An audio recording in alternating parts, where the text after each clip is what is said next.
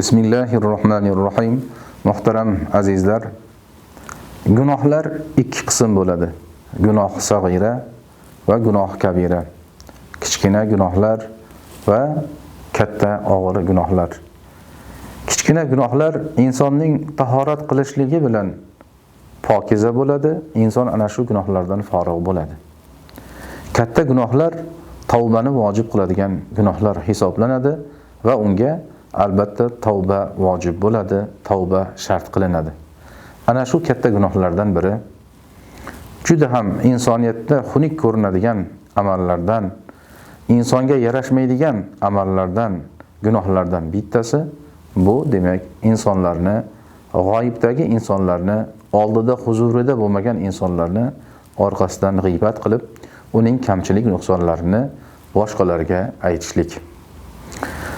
Islom shariatida g'iybat qilishlik harom hisoblanadi va albatta bu tavbani vojib qiladigan amallardan. Imom G'azzoliy alayhir-rahma o'zlarining kitoblarida Ihyo Ulumuddin kitoblarida aytadilarki, tavbaning 4 ta sharti bor. Shu shartlardan bittasi bandaning zimmasida bandaning haqqi qolmasligi. Ya'ni biz kimlarga ozor bergan bo'lsak, kimlarga zulm qilgan bo'lsak, ana o'shalarni borib roziligini olishligimiz tavbaning shartlaridan bo'ladi. Va biz shundagina tavbalarimiz qabul bo'ladi inshaalloh, gunohlarimizdan forig' bo'lamiz. Alloh tabaraka va taolo o'zining kalomida shunday marhamat qiladi. Astag'firu billah. Ayuhibbu ahadukum an ya'kula lahma akhihi maytan fakarihtumuh wattaqulloha innalloha tawwabur rahim. Sadaqallohul azim. Sizlar deydi Robbimiz, bir-birlaringizni, birodaringizni go'shtini yeyishligini yaxshi ko'rasizlarmi?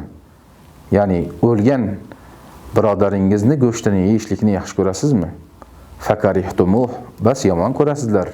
Allohga taqvo qilinglar. Albatta Alloh tabarak va taolo Tawwabur Rahim bo'lgan zotdir.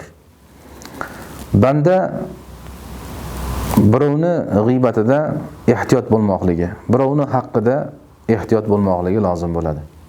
Bilib bilmasdan birovni orqasidan, oldida bo'lmagan insonni orqasidan gapirishlik bu demak g'iybat bo'ladi va shariatda og'ir gunohlar toifasiga kiradi. Banda bu gunohdan forig' bo'lishligi uchun ana shu g'iybat qilingan insonning roziligini olishligi, undan uzr so'rashligi lozim bo'ladi.